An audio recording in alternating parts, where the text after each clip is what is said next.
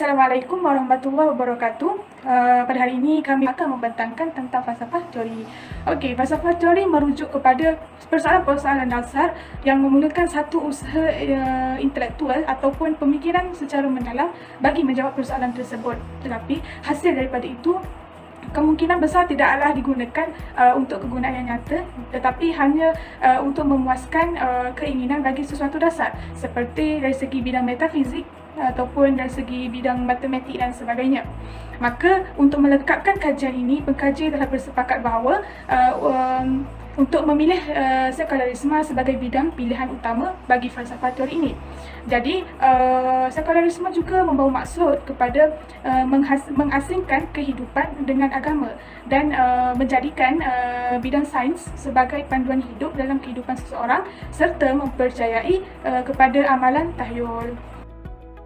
Seterusnya, terdapat beberapa tokoh yang terlibat dalam pemahaman sekularisme ini.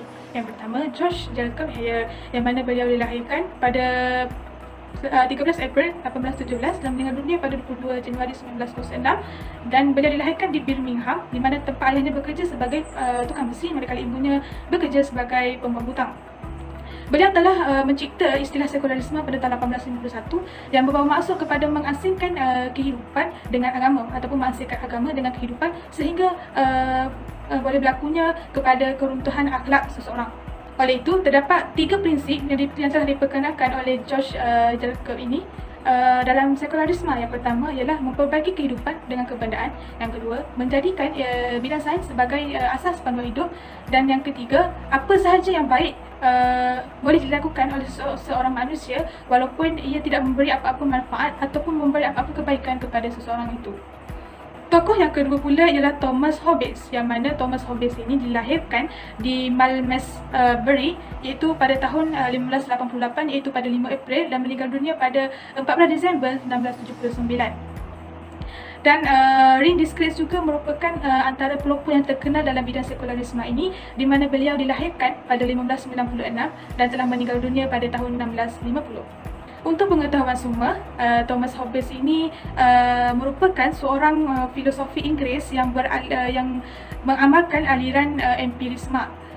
Selain itu, pandangannya juga terkenal dengan konsep dari sudut pandangan empirisme, materialisme serta pandangan tentang hubungan manusia dengan sistem negara. Dalam pemahaman sekularisme ini, Thomas Hobbes telah menyatakan bahawa gereja merupakan pembawa kepada kepercayaan ataupun amalan yang karut.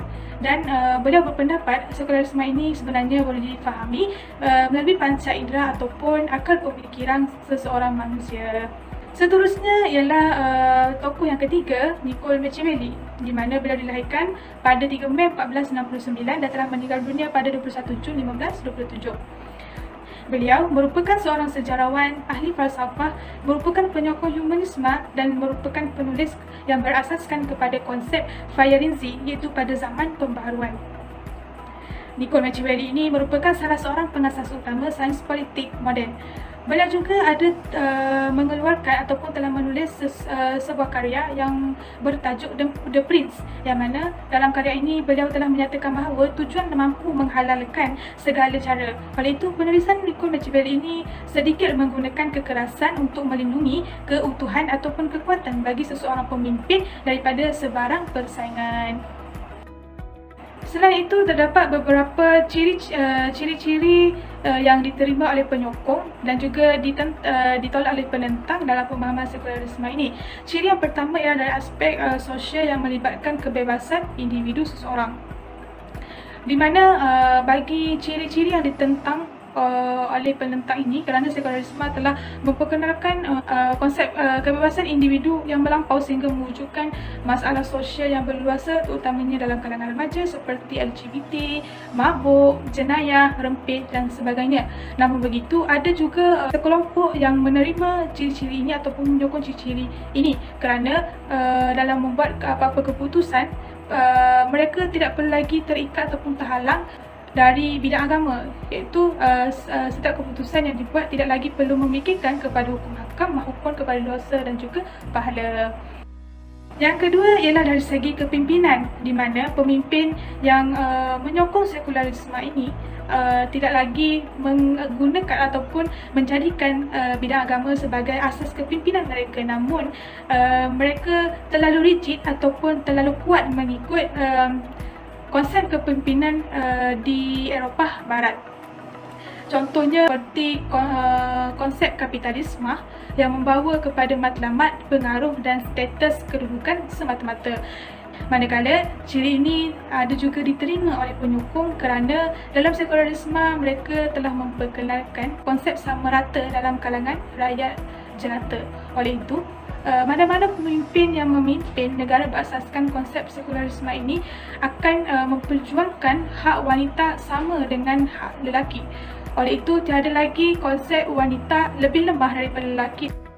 Dan terakhir sekali ialah dalam aspek pendidikan, di mana sekularisme pernah mengkritik bidang tokoh-tokoh agama dengan tokoh barat yang lain serta membandingkan mereka dengan tokoh barat yang lain dengan mengatakan bahawa penuntut agama ini tidak mampu memberi apa-apa manfaat dalam kehidupan seseorang berbanding dengan tokoh-tokoh barat yang lain. Namun dalam masa yang sama, ciri-ciri ini juga telah diterima oleh penyokong. Hal ini kerana dalam bidang sekularisme mereka berfokuskan kepada ilmu sains dan menjadikan ilmu sains itu sebagai panduan asas kehidupan. Ini kerana mereka mengatakan bahawa bidang sains mampu memberi manfaat yang lebih meluas berbanding bidang agama, seperti dari segi subjek geografi, matematik, muzik dan sebagainya. Seterusnya, kita beralih pula kepada kumpulan yang dipengaruhi oleh sekularisme. Fahaman sekularisme telah membawa pengaruh yang amat mendalam dalam kehidupan masyarakat. Mereka tidak lagi memandang tinggi terhadap aspek keagamaan dalam kehidupan mereka, malah mereka hanya mengambil mudah mengenai aspek keagamaan.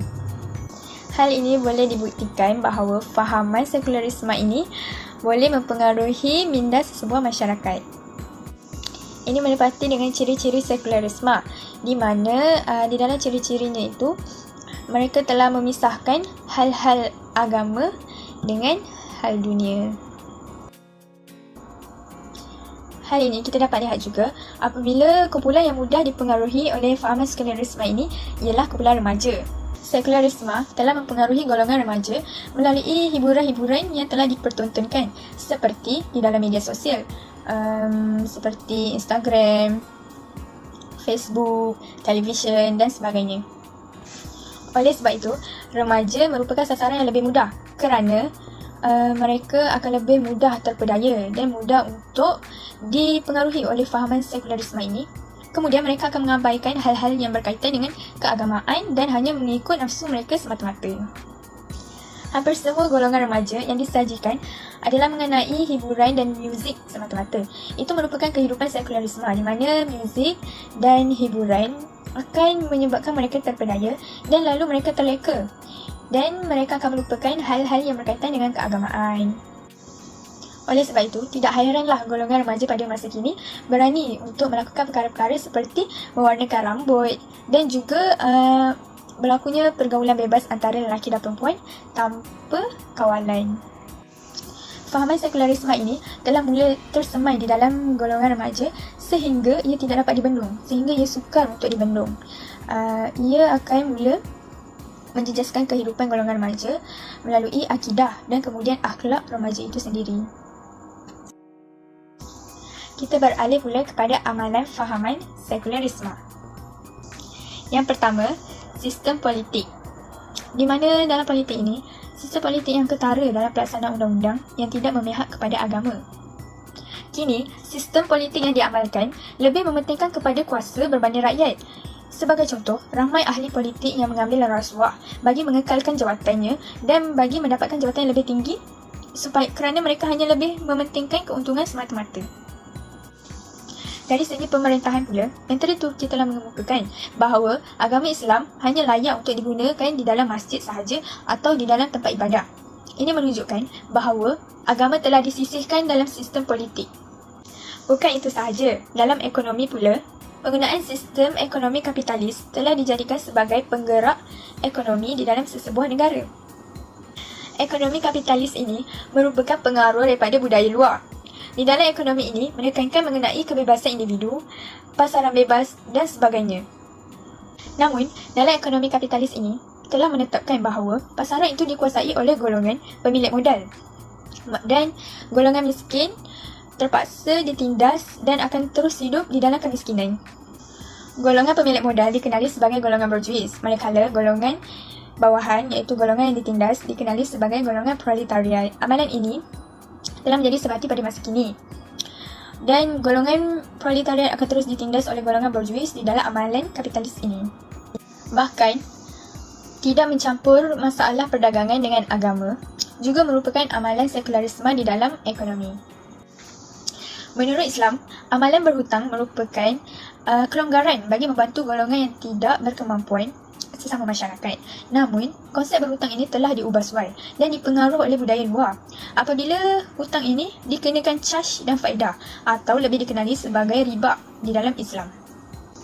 Amalan berhutang sebegitu telah banyak digunakan di dalam perniagaan yang akan menyebabkan orang kaya menjadi lebih kaya dan orang susah menjadi lebih susah. Inilah akibatnya apabila tidak mementingkan hal keagamaan di dalam urusan perniagaan. Dalam aspek sosial pula, pergaulan bebas yang sudah dianggap lazim dalam kalangan remaja. Golongan remaja merupakan golongan yang lebih cenderung untuk dipengaruhi oleh budaya luar. Golongan ini juga dilihat terpengaruh dengan media massa serta media elektronik seperti televisyen dan telefon pintar. Hal ini kerana kebanyakan filem-filem yang ditayangkan mempunyai unsur-unsur sekularisme yang seterusnya akan mempengaruhi fikiran golongan remaja. Hal ini menyebabkan mereka terikut dengan pengaruh budaya luar seperti pergaulan bebas antara lelaki dan perempuan sehingga kan mereka tinggal bersama walaupun tidak mempunyai ikatan yang sah. Situasi tersebut jelas menunjukkan bahawa fahaman sekularisme ini dapat mempengaruhi golongan remaja ke arah pergaulan bebas dan betapa pentingnya penerapan agama di dalam diri individu tersebut. Dan yang terakhir, pengaruh amalan sekularisme ini telah menyebabkan sesebuah negara itu membenarkan perkahwinan sesama jenis dan sesama jantina. Sebagai contoh, terdapat beberapa buah negara yang telah membenarkan LGBT di dalam negara mereka seperti Kanada, Sepanyol, Sweden dan Belanda. Negara-negara yang mengiktirafkan LGBT ini telah menunjukkan bahawa mereka terlalu memberikan hak kebebasan diri kepada rakyat mereka sehingga sanggup membenarkan perkahwinan sesama jenis berlaku di dalam negara mereka. Melalui budaya sekularisme ini, Malaysia salah sebuah negara yang menolak pengiktirafan perkahwinan sesama jantina. Namun masih ada segelintir rakyat Malaysia yang menyokong perbuatan tersebut dan berharap negara Malaysia mengikut negara-negara yang mengiktiraf perbuatan pernikahan sesama jantina. Hal tersebut telah mendapat tentangan yang hebat daripada pelbagai pihak dan majoriti rakyat Malaysia juga menolak dan menentang sekeras-kerasnya LGBT di Malaysia. Oleh sebab itu, Malaysia masih kekal sebagai sebuah negara yang menolak LGBT kerana LGBT merupakan perbuatan yang salah dan bertentangan dengan agama. Isu yang berkaitan dengan falsafah sekularisme ialah isu sosial. Sebagai contoh, peningkatan gejala lesbian, gay, biseksual dan penukaran jantina di dalam kalangan masyarakat.